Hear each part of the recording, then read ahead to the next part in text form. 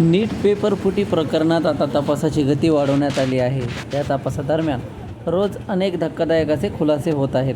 या प्रकरणात नाशिकमधून एकाला अटक करण्यात आली आहे. त्यानंतर आता याच पेपर फुटीचे धागेदोरे थेट अहिल्यानगरपर्यंत पोहोचले आहेत. नीट पेपर फुटी प्रकरणी अहिल्यानगर जिल्ह्यातील वेगवेगळ्या ठिकाणाहून CBIने आणखी काही संशयितांना हाती घेतले आहेत. या संशयितांची CBIकडून चौकशी केली जाणार आहे. या संशयितांच्या चौकशीतून आणखी काही धक्कादायक माहिती समोर येण्याची शक्यता व्यक्त केली जात आहे.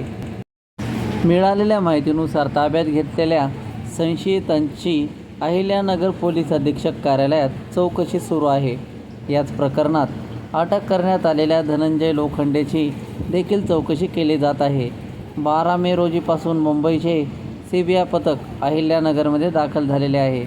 ताब्यात घेतलेल्या संशयितांची नीटच्या पेपरफुटी प्रकरणात नेमकी काय भूमिका आहे याचा तपास केला जात आहे.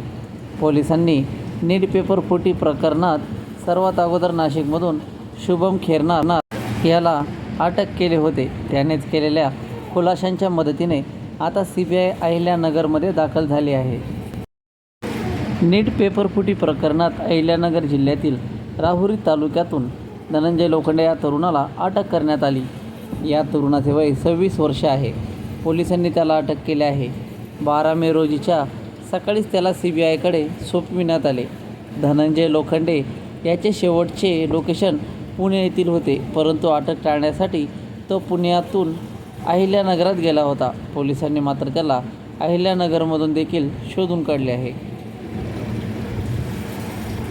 नीटच्या पेपरफुटी प्रकरणातील शुभम खेरनार याचा संबंध मध्य प्रदेशातील सिहोर या भागाशी होता. त्याने 2021 साली सिहोर येथील एका विद्यापीठात BAMS करण्यासाठी प्रवेश घेतला होता, परंतु प्रवेश घेतल्यापासूनच तो अनुपस्थित होता, असे विद्यापीठाच्या कुलगुरूंनी सांगितले आहे. दरम्यान आता या प्रकरणात चौकशी सुरू झाल्याने त्यात आणखी कोणकोणती नावे समोर येतील याकडे आता संपूर्ण देशाचे लक्ष लागले आहे.